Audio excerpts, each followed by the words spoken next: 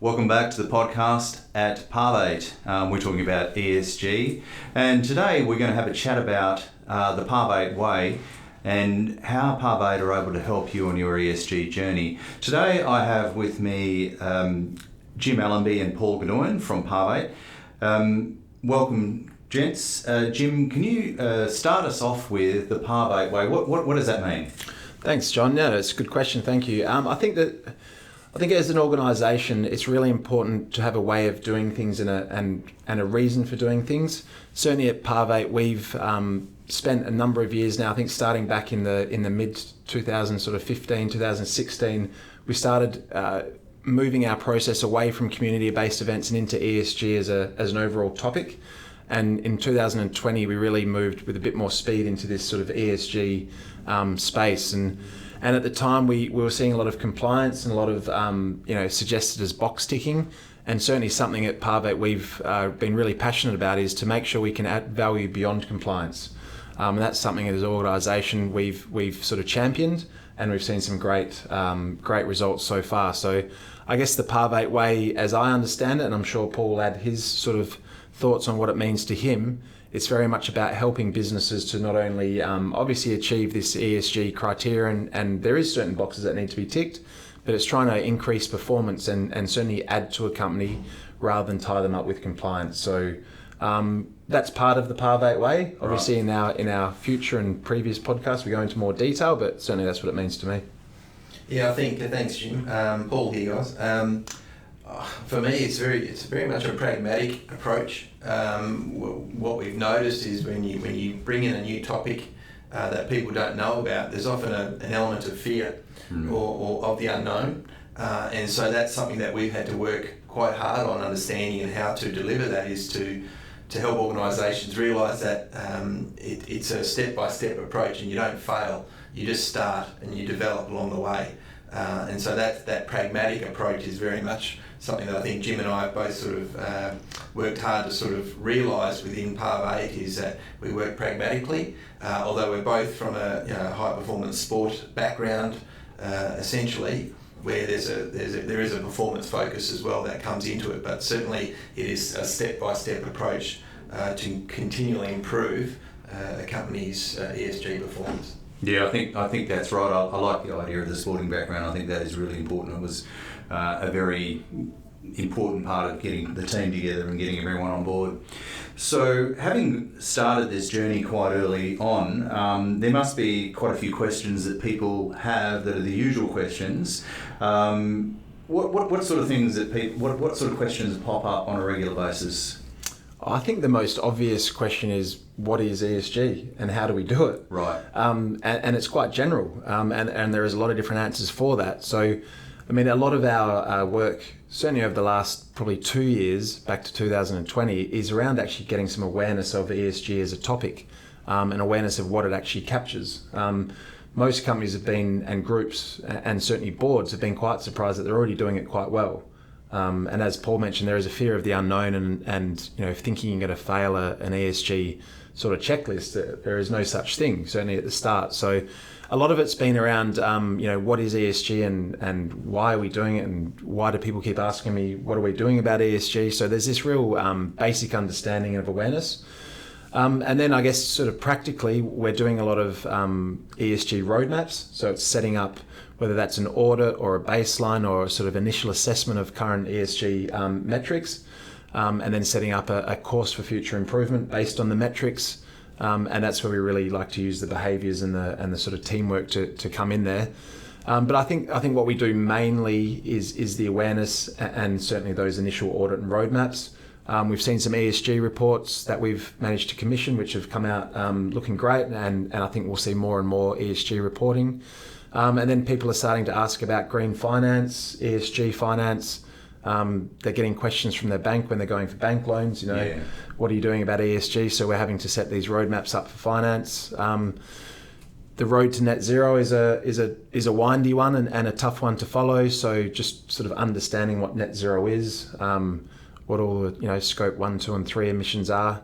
But that's once again coming back to an awareness and education. So a lot of it is around baselining initial position, setting up a roadmap for the future, And there's also, a lot of it, you can't go away from it, is around access to capital. Yeah. And companies need, they want to know what they need to do to make sure they can access capital from either the banks or investors.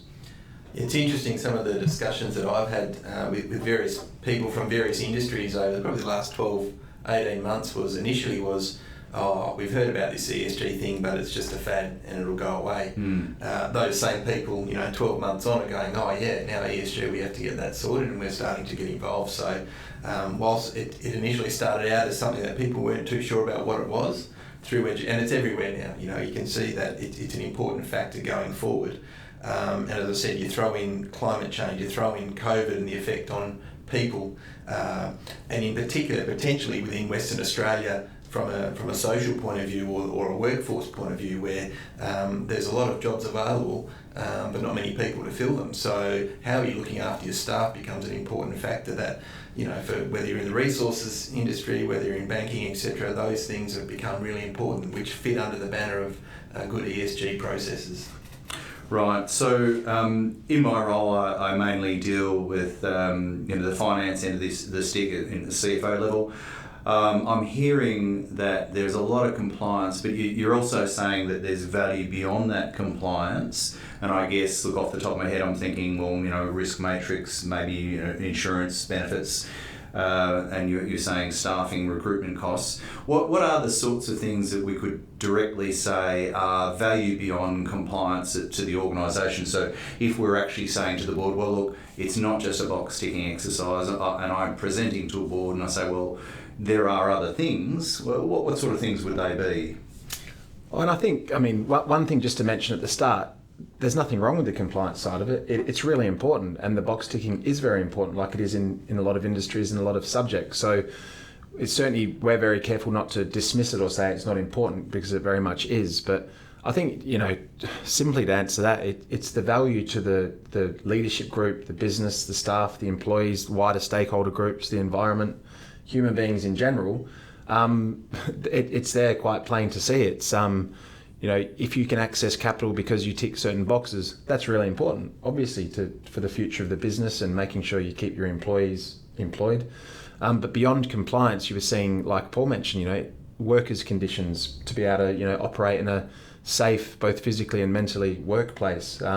Attracting and retaining the most desirable staff. It's a huge issue, and that's going to affect business performance directly.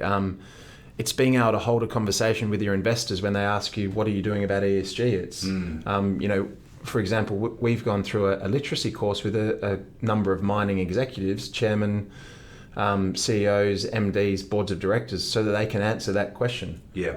They're getting asked it by investors and investment groups. So we've gone through, a number of courses, which I think, we're putting up online or may already be up there, to give the readers and watchers and listeners at home a bit of an idea of how we get that across as well. Here in Perth, we've managed to work across a worldwide accounting firm, a very large legal practice, and some banks to give their leaders and their management teams some answers to if someone asks what they're doing about ESG or what ESG is. So it's the ability to hold a conversation with current and potential staff members, investors, clients, things like that. This is a topic people care about, and just being able to pass it off as a fad, I just don't think it's acceptable anymore. And I guess we sort of highlight to organisations where that fear factor can be there is all you have to do is start, and you can start small and incrementally build. I think some organisations try to put this off, and we know they're not going to be able to put it off for too much longer. But certainly the way we work is we work with an organisation, their ability and their capacity to build slowly, and not necessarily this massive investment at the start. You can chunk it and obviously work slowly through it and show that you are developing your ESG, and that's an important factor to show your various stakeholders, etc., people involved in your organisation. Yeah, excellent. Well, one of the things that occurred to me then as well, there's been some fairly major upsets in looking at value chain and working with, and this checklist actually helps you think about where things come from, what's happening, and maybe dive a little bit deeper for boards and people in general to try and understand where things are coming from, how they're produced. Modern slavery is a lot more complicated than what you would think. It extends to a whole range of issues once you have a look at it in more detail. It's not just underpaying people, it's a lot of other factors as well. Yeah, and I think that's a great point, John, and it's you don't know what you don't know. So being able to see what the metrics are can give you an idea of how you perhaps should be behaving. And you mentioned the modern slavery, which is obviously vitally important, and it's hugely important for humans. Then you're seeing supply chain issues as well. You know, where are you getting your lithium from? Where are you getting your diesel from? Where are you getting your water from? And it's a whole pathway or supply chain. Obviously, you need to consider the start point and the end point. Yeah. And you're not just a consumer of a resource. You actually need to consider where it's come from. Has it been sourced ethically? Who's going to account for the emissions of that product? And all these things are part of ESG, but they're also part of business going forward. Mm-hmm. Right. Okay, well, thanks, gentlemen, for your time today. I really appreciate that chat and update. In the show notes below, there'll be links to other information and other podcasts. Feel free to like and subscribe to us, and look forward to talking to you again shortly. Thank you. Thanks, John. Thanks, John. The content of this podcast is intended to be general in nature and is not personal financial product advice. It does not address the circumstances of any individual or entity. You should not construe any of this information or other part of the material as legal, tax, investment, financial, or other professional advice. Parvate is not a financial advisor. You should consider seeking independent legal, financial, taxation, or other advice to check how any information relates to your unique circumstances.